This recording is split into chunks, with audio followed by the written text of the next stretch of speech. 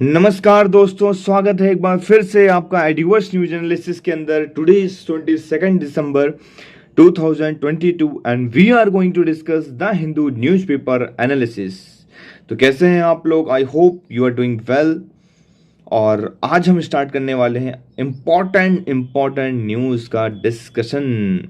देखिए, इससे पहले कि हम एक इम्पॉर्टेंट न्यूज़ का डिस्कशन स्टार्ट करें, आप सभी लोगों के लिए एक छोटी सी इन्फॉर्मेशन। अगर आपको इस लेक्चर का पीडीएफ चाहिए तो आप हमारे टेलीग्राम चैनल को एडिवर्स न्यूज एनालिसिस को ज्वाइन कर सकते हैं। साथ ही साथ आप हमारे इंस्टाग्राम पेज को भी फॉलो कर सकते हैं। ये हमारा इंस्टाग्राम पेज है, यहाँ पे आप हमें फॉलो कर सकते हैं। वेरियस इंपॉर्टेंट आर्टिकल, न्यूज़पेपर और साथ ही साथ इंपॉर्टेंट न्यूज डिस्कशन को हम यहाँ पे डे टू डे बेसिस में पोस्ट करते रहते हैं। साथ ही अगर आप मुझसे जुड़ना चाहते हैं तो आप मुझे यहाँ पे फॉलो कर सकते हैं। मेरी इंस्टाग्राम आईडी है _प्रकाश_द्विवेदी_। तो आप मुझे यहाँ पे फॉलो कर सकते हैं, ठीक है। और कोई भी आपकी क्वेरीज है related to your exam, subject, career, personal queries, सभी को मैं सॉल्व कर दूंगा। तो बिल्कुल आइए और डायरेक्टली मैसेज कर सकते हैं, आपको जल्दी से जल्दी रिप्लाई भी मिल जाएगा। चलिए स्टार्ट करते हैं। देखिए, पहला article, the first article which we are going to discuss is related to the कोविड-19। जी हाँ, कोरोना वायरस आप सभी लोगों को पता होगा, ये कल भी न्यूज़ हमने डिस्कस किया था और आज भी डिस्कस कर रहे हैं कि omicron variant link to China spike sequenced in India in July. BF7 identify in the 4 cases in Gujarat, Odisha.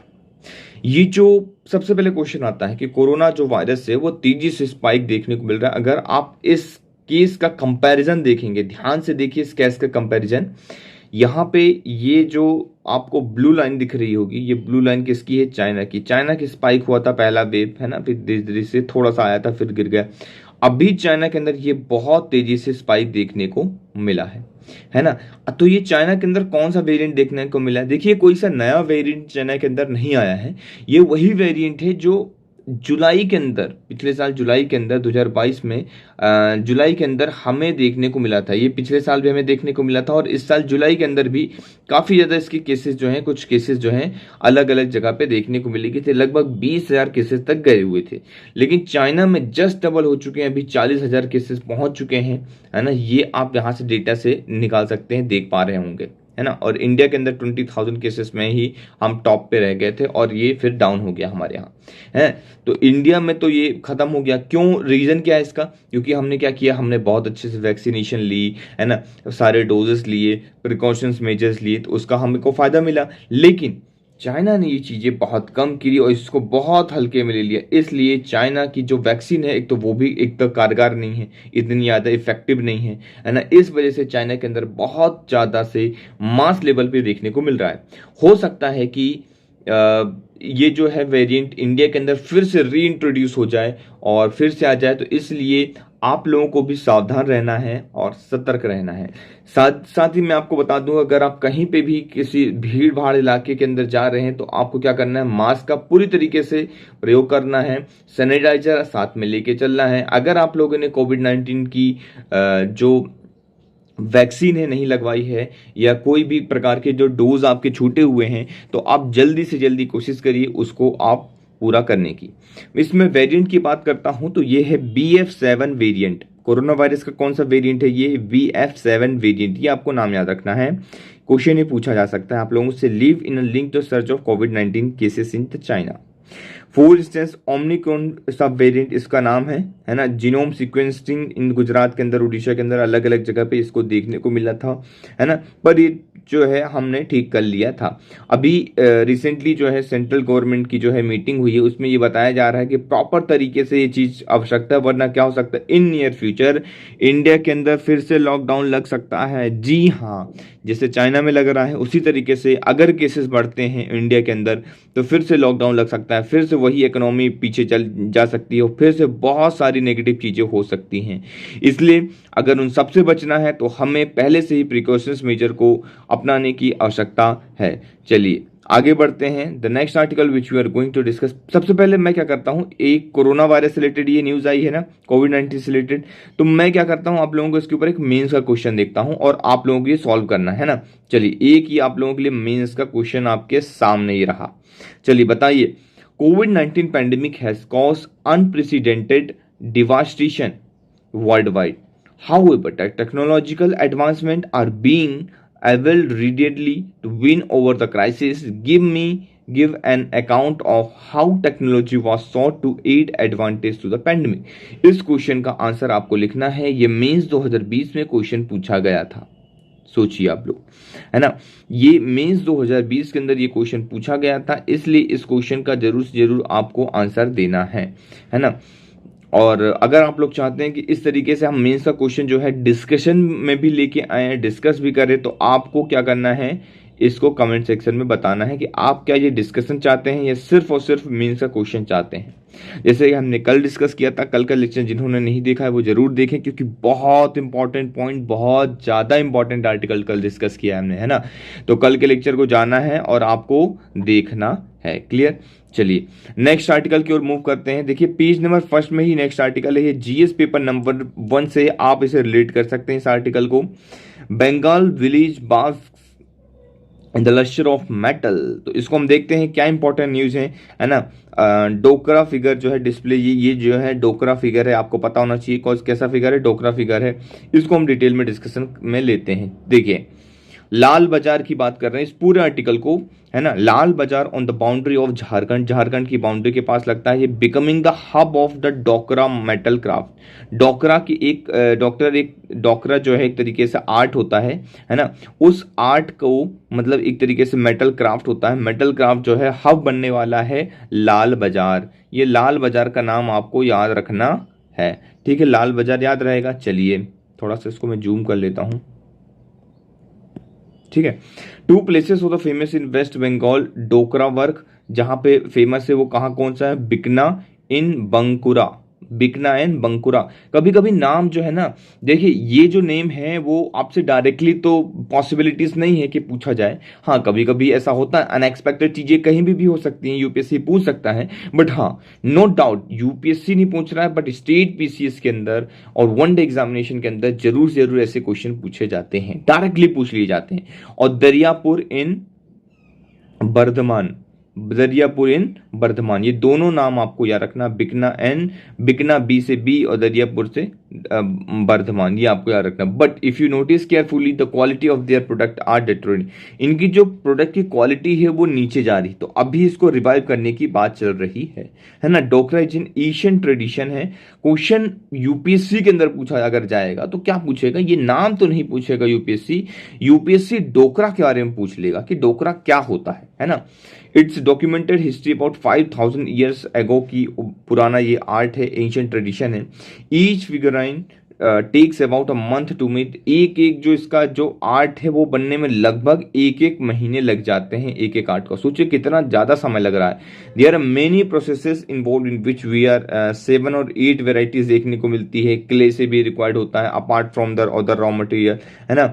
ये सारी चीज आप यहाँ पे एक डोकरा आर्ट देख पा रहे हो, ये क्या है, एक डोकरा आर्ट ही है ना। Dokra sculpture a type of folk art है ये, है ना। Is an each old wax technique मदद से होता है, इसे लॉस्ट वैक्स प्रोसेस के नाम से भी जानते हैं। A molten metal is poured with a mould that has been created by the means of wax model, ये आपको याद रखना है। क्लियर। चलिए रामानुजन का नाम सुना है? हाँ, नहीं। एक आदमी था, 100 साल पहले हुआ करता था। वो भारतीय था, टीका लगाने वाला। हाँ इंडियन। वो भारत में कहीं एक छोटी झोपड़ी में रहता था, कायदे से पढ़ा भी नहीं था, वैज्ञानिक खोज से उसका नाता भी नहीं था। आपको थोड़ी सी पर उसके हाथ एक पुरानी मैथ की किताब लग गई और एक छोटे से टेक्स्ट से ऐसी ऐसी थ्योरीज निकाली जिसने सालों तक मैथमेटिशियंस को घुमा के रख दिया। कंटिन्यू। पार्टी ने तुरंत ही उसके ब्रिलियंट काम को पहचान लिया। वो उसे इंग्लैंड लेकर आ गया। सालों तक उन्होंने एक साथ काम किया, कुछ बहुत ही बेहतरीन अनदेखी मैथ्स थ्योरीज बना डाली। ये रामानुजन, इसकी बुद्धि का कोई जवाब नहीं है शॉन।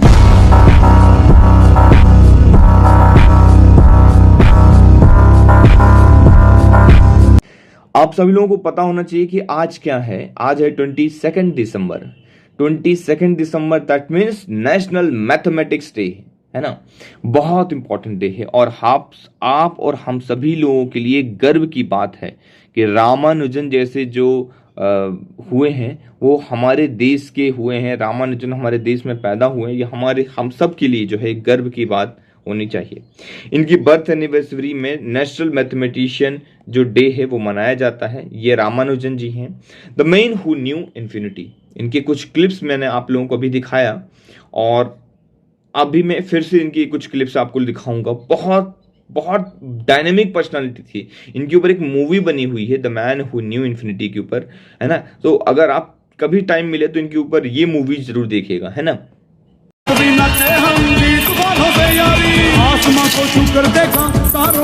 जी क्या है? कुछ जरूरी बात बोलनी है। आज इस मंदिर में 142 औरतें आई हुई है और आपके पास उनको देने के लिए 137 दोने ही है। मतलब प्रसाद देने के लिए 5 दोने कम है। ये बर्तन जिसमें चने रखे हैं, इसी माप का बर्तन हमारे घर में भी है। उसमें 8710 चने रख सकते हैं। आप एक मुट्ठी से 65 चने देते हो हमें। उस हिसाब से देखा जाए तो आज 8 भक्त बिना प्रसाद के रह जाएंगे। ये तो नाइंसाफी है ना। हम सदियों से ऐसे ही बांटते आए हैं और तू हमें सिखाने चला है। चल जा यहाँ से। महाराज, उस लड़के ने जैसा बोला 5 दोने कम पड़ गए और 8 भक्तों के लिए चना नहीं बच पाया।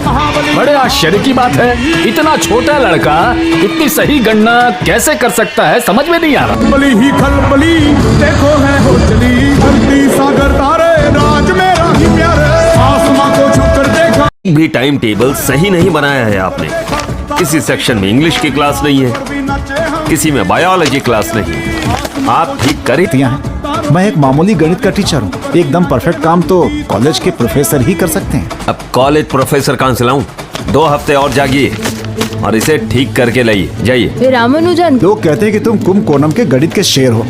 स्कूल टाइम टेबल ठीक करके बताओ तो जाने। कितने सेक्शंस हैं? पहली कक्षा ABCD सेक्शन, दूसरी कक्षा ABC, तीसरी कक्षा ABCD, चौथी में ABCDE, 5वीं में ABCDEF। तो हो गए 22 सेक्शंस। हाँ। कितने टीचर्स हैं? 36 टीचर्स हैं।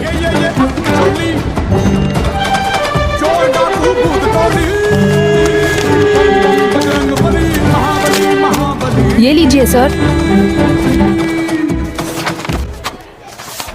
एक भी मिस्टेक नहीं। जिन लोगों ने नहीं देखा है, मैं बात करता हूं नेशनल मैथमेटिक्स डे के ऊपर। इसके ऊपर आज एक आर्टिकल भी आया है, तो उस आर्टिकल को भी हम कुछ पॉइंट्स निकाल लेंगे और यहां से भी हम इस चीज को डिस्कस करेंगे। The 2012 Indian stamp feature Shri Ramanujan. 2012 के अंदर इंडियन स्टैम्प के अंदर श्रीनिवास रामानुजन की फोटो आ जाती है ना, फीचर कर दिया जाता है। फिर क्या होता है, फिर डिक्लेयर कर दिया जाता है गवर्नमेंट के द्वारा 22 दिसंबर को, जो उनकी बर्थ एनिवर्सरी है, to be the national mathematics day.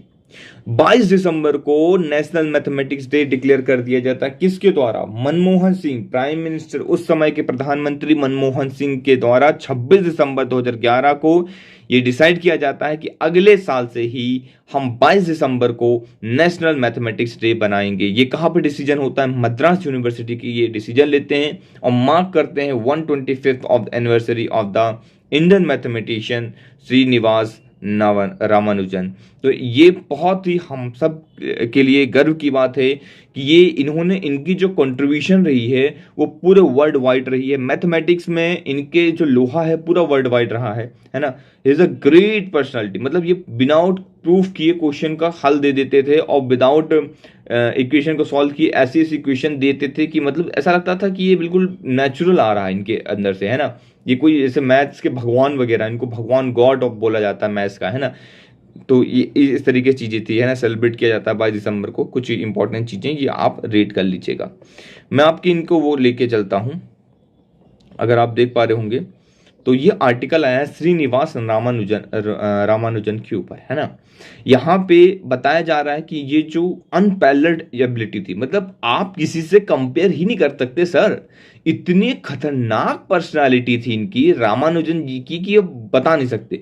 इन्होंने पाई की वैल्यू बताई कि पाई की अप्रोक्सीमेशन वैल्यू जो 22/7 है वो एक अप्रोक्सीमेट वैल्यू है पाई की, है ना, एक्चुअल नहीं है ना। इन्होंने बहुत ऐसी इक्वेशन बताई जिसको सुनने के बाद लोगों का दिमाग ही हिल जाता था, है ना।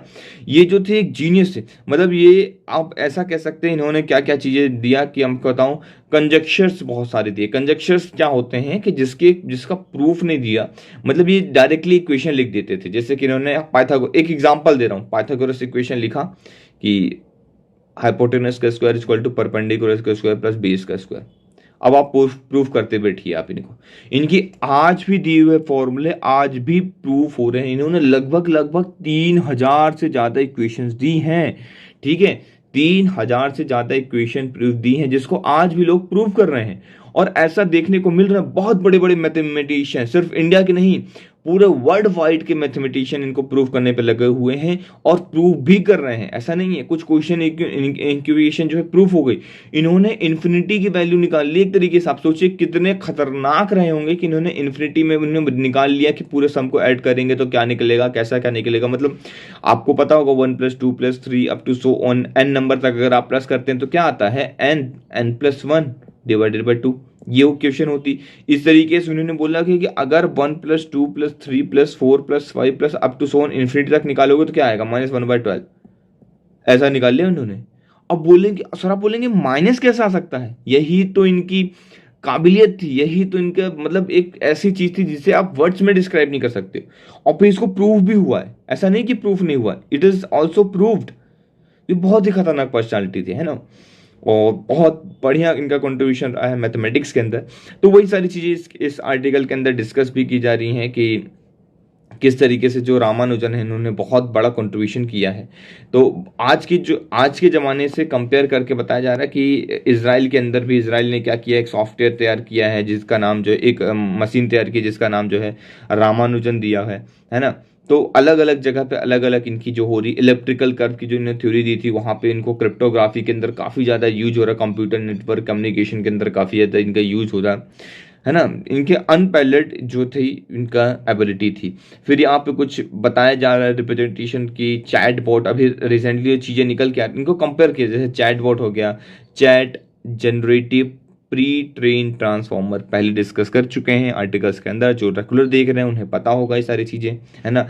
लैम MDA और डेल ई, ये सब चीज़ें हम डिस्कस कर चुके हैं। मैं थोड़ा बता देता हूँ। डेली क्या होता है, डेली के जो है क्रिएट करता है image for the verbal description. आप किसी चीज़ का वर्बल डिस्क्रिप्शन दे रहे हो कि यार उसकी आंखें ऐसी हैं, वो उसका चेहरा ऐसा है, उसका मुंह ऐसा, उसकी नाक ऐसी है, तो वो क्या करेगा, वो आपको इमेज बना के दे देगा। किसी आप सीन का डिस्क्राइब कर रहे हैं कि यार वहाँ पे इतने पेड़ थे, इस हाइट के पेड़ थे, ऐसा था ऐसा, वो आपको बनाता जाएगा, है ना। तो इस तरीके से डेल ई सॉफ्टवेयर काम करता है। ला MDA कैसे काम करता है, language model for dialogue application, है ना। गूगल का ये प्रोडक्ट है, ये भी आपको पता होना चाहिए। चैटबॉट क्या है, चैटबॉट आपको पता होना चाहिए, एक बहुत ही इनोवेटिव चीज़ है, सॉफ्टवेयर टूल है that can answer the question on the almost any topic.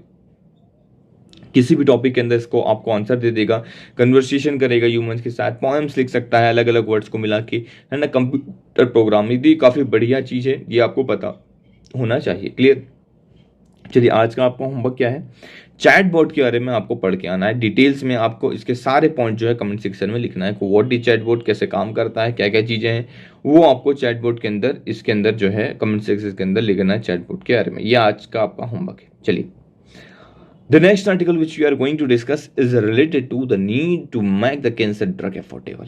बात कर रहे हैं कि जो कैंसर जो हो रही है उसको अफोर्डेबल बनाने की जरूरत है। कैंसर की जो ड्रग्स है उसको अफोर्डेबल बनाए। देखिए 47,000 to 95,000 तक की कॉस्ट आती है एक ड्रग की। जो इंपॉर्टेंट ड्रग्स हैं वो मैं बात कर रहा हूँ बीस्ट कैंसर की, है ना। और यहाँ पे कुछ डेटा बताया गया है जो आप अपने आंसर राइटिंग्स में यूज कर सकते हैं। क्या अबाउट 40% ऑफ द कैंसर, देखिए आप ध्यान से, 40% of the cancer hospitalization cases are financially mainly through borrowing. जो 40% लोगों को जो कैंसर हो रहा है और हॉस्पिटल में दिखा रहे हैं, वो उनमें से लगभग 40% लोग क्या हो रहे हैं, बोरो कर रहे हैं, या तो अपने घर को गिरवी रख देते हैं, बेच देते हैं, या किसी से उधार में पड़ जाते हैं। तो बहुत मतलब डिवास्टेटिंग इफेक्ट हो रहा है। अगर किसी को कैंसर हो गया, घर में किसी एक बंदे को कैंसर हो गया, तो ऐसा माना जाता है अगर मिडिल क्लास आदमी, तो वो मिडिल क्लास से कहाँ पहुंच जाएगा, गरीब पहुंच जाएगा। इतना ज़्यादा खर्चा होता है ना। वो गरीब की कैटेगरी में आएगा, इतना ज़्यादा सर पे लोन हो जाता है, बहुत ज़्यादा प्रॉब्लम होती है, देखने को मिलता है। और इंडिया के अंदर बताया जा रहा है कि जो केसेस हैं ठीक होने की, the survival rate breast cancer की स्पेशली बात कर रहा हूँ, so the in breast cancer was the 5 year survival rate in India कितना है, साउथ इंडिया और साउथ अफ्रीका के अंदर अप्रॉक्सीमेटली 65% इंडिया, 45% साउथ अफ्रीका। अगर यही चीज़ हम कंपेयर करते हैं हाई इनकम कंट्री से, तो वहाँ सर्वाइवल रेट 90% है। देखिए कितना ज़्यादा फर्क पड़ता है हॉस्पिटलाइजेशन का, कि अगर सही मायने में हॉस्पिटल, सही मायने में ये सारी चीज़ें हैं, तो आपका सर्वाइवल रेट कितनी तेज़ी से बढ़ जाता है। ठीक है, फिर उन्होंने कोस्ट ऑफ द कोर्स बताया, भाई रटने की आवश्यकता नहीं है, बस आप एक बार देख सकते हैं। HER2 human epidermal growth factor receptor positive breast cancer equivalent of 10 years होता है average annual wages of India. मतलब बता रहा है कि ये इसका ट्रीटमेंट करवाने पे जो एवरेज एनुअल जो सैलरी है इंडिया के अंदर लोगों की, एक फैमिली की, उसकी सैलरी पूरे 10 साल की सैलरी लग जाती है इसका एक तरीके से वो करवाने पे। और वहीं पे अगर आप चले जाओगे कहाँ पे, US के अंदर, तो सिर्फ 1.5 साल 1.7 ईयर की सैलरी लगती है ना। तो कितना ज़्यादा अंतर है, आप सोच लीजिए कितना ज़्यादा डिफरेंस आ रहा है। 10 साल की सैलरी अगर कोई बंदा अपनी दे देगा, एक कैंसर में लगा देगा, तो सोचिए उसके पास क्या बचेगा और कितना ज़्यादा गरीब में चले जाएगा। मतलब 10 साल तक लगातार वो भरता रहेगा तो भी उस कर्जे से वापस नहीं आ पाएगा। तो ये चीज़ें आपको याद रखनी है, यूज कर सकते हैं अपने आंसर राइटिंग में अलग अलग है। ये ड्रग्स के नाम दिए हुए हैं, 3 ड्रग्स के नाम हैं, फिर बताया गया है कि कहाँ से कहाँ तक इसकी कॉस्ट है, फिर ये एक्चुअल कॉस्ट बताई गई है इसके सब की, है ना। तो ये इतना रटने की आवश्यकता आपको नहीं है ना। वे फॉरवर्ड के अंदर यहाँ पे वे फॉरवर्ड आप देख सकते हैं, health is extension of right to life. यहाँ पे देखो सुप्रीम कोर्ट ने भी कहा है कि हेल्थ जो है बहुत इंपॉर्टेंट चीज है। सबसे जो पहला राइट आता है वो कौन सा आता है, हेल्थ आता है। अगर हेल्थ ही अच्छी नहीं है तो बाकी सारी चीजों को होने का भी क्या फायदा। राइट टू स्पीच, एक्सप्रेशन, ये सारी चीजों का क्या फायदा, राइट टू इक्वालिटी, फ्रीडम, ये सब क्या कोई सेंस ही नहीं है ना। अगर हेल्थ ही अच्छी नहीं, लाइफ ही सही नहीं है, तो फिर क्या मतलब। इसीलिए बोला गया health is an extension of right to life under article 21 of the constitution. पर क्या सच में इसके ऊपर कुछ वर्क हो रहा है या नहीं? क्या गवर्नमेंट सच में कुछ ऐसा स्टेप उठा रहे जिससे ये सारी चीजें ठीक हो पाए? नहीं, है ना। वे आउट में देख सकते हैं कुछ दिया, इंक्लूडिंग द मेंशन बताया कि कंपलसरी लाइसेंसिंग देना चाहिए, ग्रांट करना चाहिए सेक्शन 84 to 94 और द पेटेंट एक्ट के तहत, है ना। फिर बताया गया कि जो इतनी महंगी महंगी जो ड्रग्स बिक रही हैं उन्हें सस्ते करने की आवश्यकता है, क्योंकि लोगों की जान की कीमत, या तो आप उस पर सब्सिडी दीजिए, है ना, या तो उससे सस्ता करवा दीजिए, जेनरिक मेडिसिन लेके आइए। ये कुछ एग्जांपल्स हैं या कुछ ऐसे एक तरीके से पॉइंट्स है जो आप अपने आंसर राइटिंग में यूज कर सकते हैं। क्लियर, चलिए ये आर्टिकल हम देख लिया। अब benchmark for election commission appointment, इस आर्टिकल को हम देखेंगे, लेकिन बिफोर दैट एक छोटी सी इंफॉर्मेशन आप सभी लोगों के लिए। With 11 million cases infection surge globally in दिसंबर के अंदर इसी महीने जो है बहुत तेजी से केसेस बढ़ रहे हैं। कोविड-19 के केसेस बहुत ज़्यादा बढ़ रहे हैं। लॉकडाउन लगने की संभावना है अलग अलग देशों में भी जो है इंटरनेशनल फ्लाइट्स वगैरह जो है रुक जाएं। अगर आप कहीं बाहर रहते हैं या कुछ ऐसा है तो आपके पहचान के भी, तो ये चीज़ें आप कम्युनिकेट कर सकते हैं उनसे। आप ये न्यूज़ डे बाई डे देख ही रहेंगे किस तरीके से counting the cases and the death तेजी से बढ़ रहे हैं। क्लियर, तो 11 मिलियन केसेस हो सकते हैं दिसंबर एंड तक, ये आपको पता होना चाहिए। चलिए अभी हम डिस्कस करते हैं benchmark for election commission appointment. यहाँ पे आर्टिकल को पूरा आपको रीड करना है। कुछ आर्टिकल दिया है, जैसे आर्टिकल 324 ऑफ द कॉन्स्टिट्यूशन जो है, वैसे हमने ये इस आर्टिकल को कल भी डिस्कस किया है, तो अगर आप लोगों ने नहीं देखा तो देखिए, कुछ एक्स्ट्रा पॉइंट है जो मैं आपको आज डिस्कस कर लेता हूँ। चलिए मूव करते हैं और हम इंपॉर्टेंट डिस्कशन करते हैं। जीएस पेपर नंबर 2 से आपके रिलेटेड है। आर्टिकल 324 क्या कहता है, ध्यान से देखिए। आर्टिकल 324 कहता है the power of the superintendent the direction control of the election to the parliament, state legislature, office of president India and office of vice president of India shall be vested on the election commission, है ना। ये सब power, election करवाने की power किसके पास है? Article 324 के तहत इलेक्शन कमीशन के पास है। क्लियर, चलिए डॉक्टर BR अम्बेडकर क्या कहते हैं? अगर आप देखेंगे ये स्टेटमेंट तो ये इंपॉर्टेंट हो जाता है। However a good constitution, मैं रीड करता हूं, आप मेरे साथ रीड करेंगे। However a good constitution may be it is sure to turn out bad, हो सकता है कि ये गलत बन जाए, बैड हो जाए, because those who are called work on it, है ना, called to work it happen to be the bad lot, However, bad constitution may be it may be turned to be the good if those who are called to work it happens to be good lot. A working of the constitution does not depend solely upon the nature of the constitution. तो ये कहते हैं कि देखिए constitution law ये जो भी चीजें हैं आप कितना भी अच्छा बना लीजिए, अगर वहां पे काम करने वाले लोग अच्छे हैं तो बुरे कॉन्स्टिट्यूशन को भी बहुत अच्छा बना सकते हैं, बहुत अच्छे से यूज कर सकते हैं, गुड गवर्नेंस ला सकते हैं। और काम करने वाले लोग अगर खराब हैं तो कितना भी बढ़िया कॉन्स्टिट्यूशन हो सर जी, कितना भी बढ़िया कॉन्स्टिट्यूशन हो, कितना भी बढ़िया लॉ हो, उससे वो खराब कर देंगे, उस कॉन्स्टिट्यूशन को ही बर्बाद कर देंगे। तो ये चीज कौन कह रहे हैं? वो डॉक्टर BR अम्बेडकर जी ने कहा था। एज इट इज स्टेटमेंट को उठाना है, आंसर राइटिंग में यूज कर लेना है। अगर इसका यूज हो रहा तो ये ऐसी स्टेटमेंट्स आपको अलग से मैं ला के रखता रहूंगा। ये प्रेजेंटेशन कैसा है आपको कमेंट सेक्शन के अंदर बताना है। क्या आप लोग इस तरीके से प्रेजेंटेशन चाहते हैं या कुछ और नया चाहते हैं, तो वो भी आप हमें बता सकते हैं। राजेंद्र प्रसाद जी क्या कहते हैं? अब ये थोड़ी ना पीछे रहेंगे राजेंद्र प्रसाद जी, उन्हें भी कुछ कहना है। वो कहते हैं, प्रसाद जी कहते हैं, राजेंद्र प्रसाद, डॉक्टर राजेंद्र प्रसाद जी कहते हैं, बहुत ही माननीय व्यक्ति हैं ये। Whatever the constitution may or may not provide, the welfare of the country will depend upon the way in which the country is administered. इन्होंने बताया कि देखिए कॉन्स्टिट्यूशन के अंदर क्या प्रोवाइड है और क्या नहीं प्रोवाइड है, इससे फर्क नहीं पड़ता है। हाँ सर, क्या लॉ है या क्या नहीं है, इससे कोई फर्क नहीं पड़ता है। फर्क इससे पड़ता है कि आप करना क्या चाहते हैं, आप एडमिनिस्ट्रेशन कैसे करना चाहते हैं। क्या सच में आप वेलफेयर ऑफ द कंट्री के लिए काम करना चाहते हैं? अगर आप करना चाहते हैं तो उसमें से पॉजिटिव पॉइंट निकाल लेंगे और आप क्या करेंगे, वेलफेयर ऑफ द पीपल्स के लिए काम करेंगे। That will depend upon the man who administered it. If the people who are elected are capable and a man of character and integrity, जिसे आपने इलेक्ट किया है अगर वो इंटीग्रिटी कैरेक्टर का मैन है, ऑनेस्ट है, एडमिनिस्ट्रेशन करना जानता है और अच्छे से वेलफेयर ऑफ द पीपल करना जानता है, तो they would able to make the best even the defective constitution. कितना भी डिफेक्टिव कॉन्स्टिट्यूशन हो उसमें से वो बेस्ट ऑफ बेस्ट चीजें निकाल लेगा।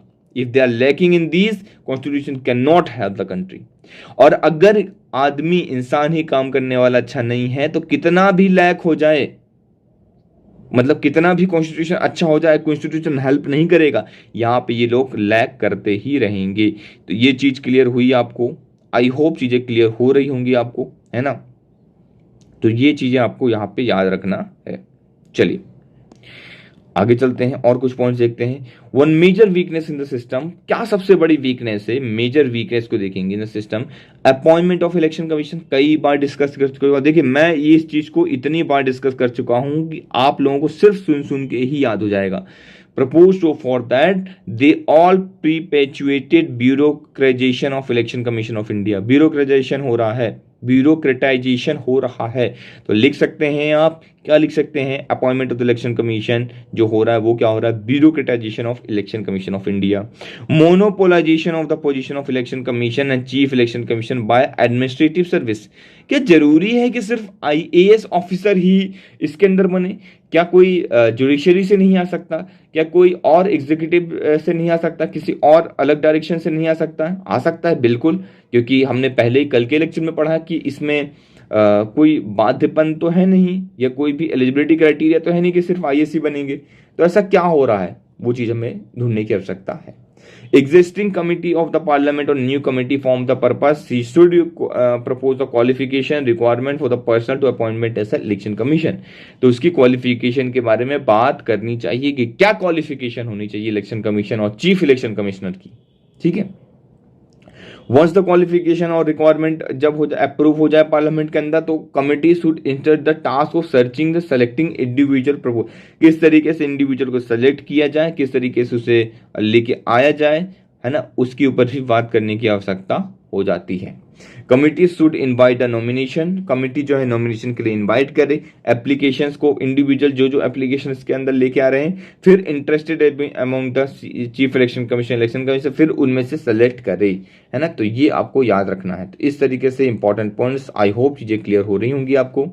देखिए INS Mormugao and it's capabilities पहले हम डिस्कस कर चुके हैं। कुछ इंपॉर्टेंट पॉइंट्स आप देख सकते हैं। INS Mormugao fire power comprises of BrahMos missiles के अंदर रहेगा surface to surface missile SSM, Barak 8 surface to air missile and 76 mm super rapid gun mount, ये भी याद रख सकते हैं आप, ठीक है। The ship arm the RBU 6000 anti submarine rocket launcher 533 torpedo. तो ये कुछ चीजें कि ये रहती हैं, इसको स्पेसिफिक क्वेश्चन पूछा जा सकता है, तो आप इसको याद रखिएगा, ठीक है।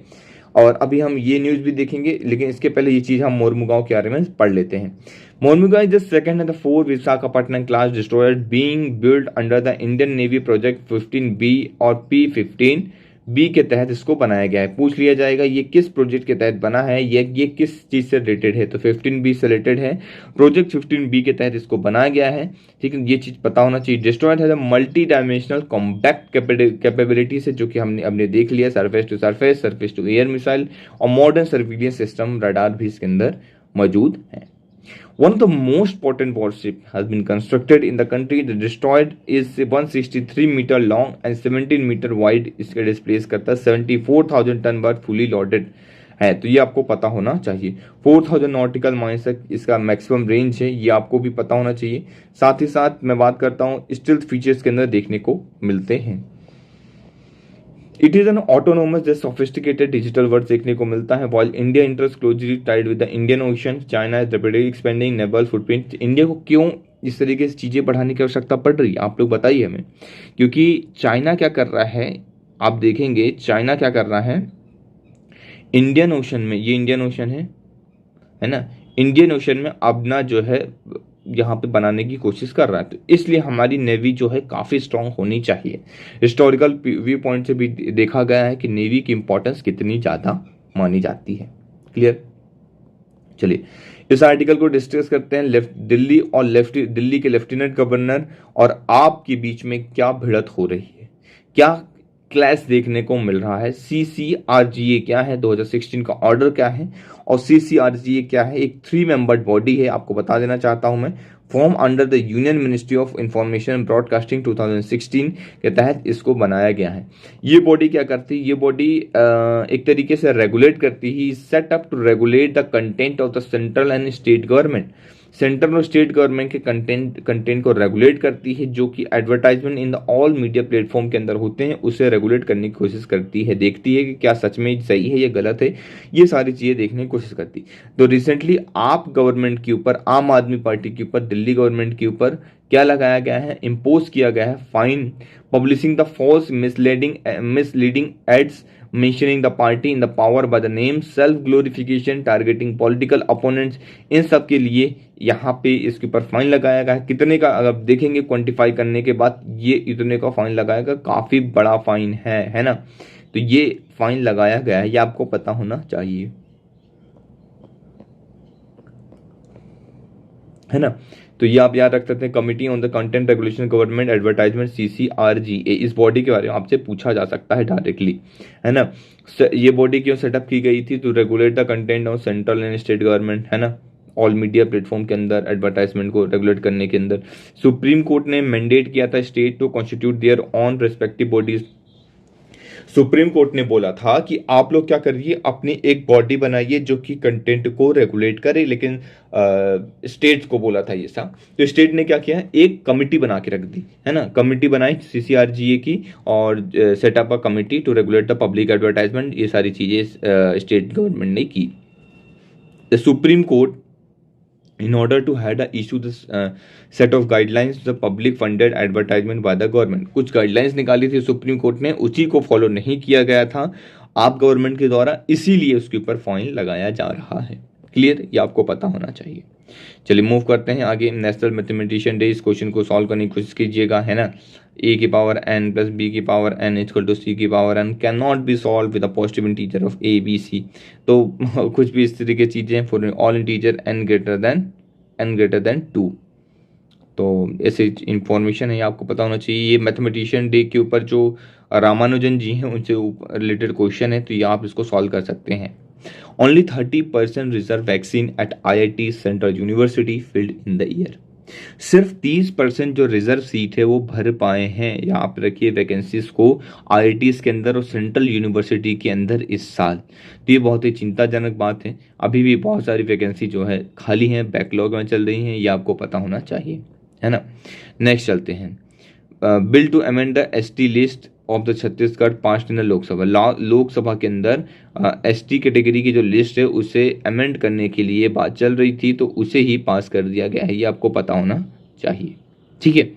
PM2 elephant acclimatising habitat in MTR positive behaviour change notice देखने को मिला है, तो इसके ऊपर हम डिस्कस करेंगे। मुदुमलई टाइगर रिजर्व, MTR क्या है, मुदुमलई टाइगर रिजर्व, इसके बारे में हम बात कर लेते हैं। मुदुमलई टाइगर रिजर्व के बारे में प्रीलिम्स के लिए इंपॉर्टेंट हो जाता है। Mudumalai tiger reserve is located in the, कहाँ लोकेट करता है, सबसे पहले बात तो ये तमिलनाडु के अंदर नीलगिरी डिस्ट्रिक्ट के अंदर आता है। Tamil Nadu Nilgiri district, Mudumalai tiger reserve. MTR कहाँ आता है, MTR कहाँ आता है बताइए, नीलगिरी डिस्ट्रिक्ट में, तमिलनाडु के अंदर, याद हो गया। चलिए, it is a part of Nilgiri biosphere reserve. ये किस चीज का पार्ट है, नीलगिरी बायोस्फीयर रिजर्व का पार्ट है। याद ध्यान से सुनिए, किस चीज का पार्ट है, नीलगिरी बायोस्फीयर रिजर्व का पार्ट है। नीलगिरी डिस्ट्रिक्ट में है, तमिलनाडु में है, नीलगिरी बायोस्फीयर रिजर्व का भी पार्ट है। बात करता हूँ नीलगिरी बायोस्फीयर रिजर्व की, तो पहला बायोस्फीयर रिजर्व है इंडिया का, पता होना चाहिए, ठीक है। अलॉन्ग विथ वायनाड सेंचुरी इसके अंदर देखने को मिलता है, केरला के अंदर, और वेस्ट में बांदीपुर नेशनल पार्क देखने को मिलता है कर्नाटका के अंदर, और नॉर्थ के अंदर मुकुर्ती नेशनल पार्क देखने को मिलता है, और silent valley in the south में देखने को मिलता है। तो कुछ नेशनल पार्क और इंपॉर्टेंट है जो आप याद रख सकते हैं, ठीक है। The reserve has the tall grasses, reserve की क्या है, सबसे बड़ी बड़ी ग्रासेस यहाँ पे देखने को मिलती है, बहुत बड़ी बड़ी ऐसे लंबी लंबी ग्रासेस देखने को मिलती हैं, है ना। यहाँ पे जो है हाथी जा रहे हैं, आदमी जा रहे हैं, और इतनी बड़ी बड़ी ग्रासेस देखिए, मतलब पेड़ के बराबर, कॉमनली रिफर्ड एलिफेंट ग्रासेस के नाम से इसे जाना जाता है।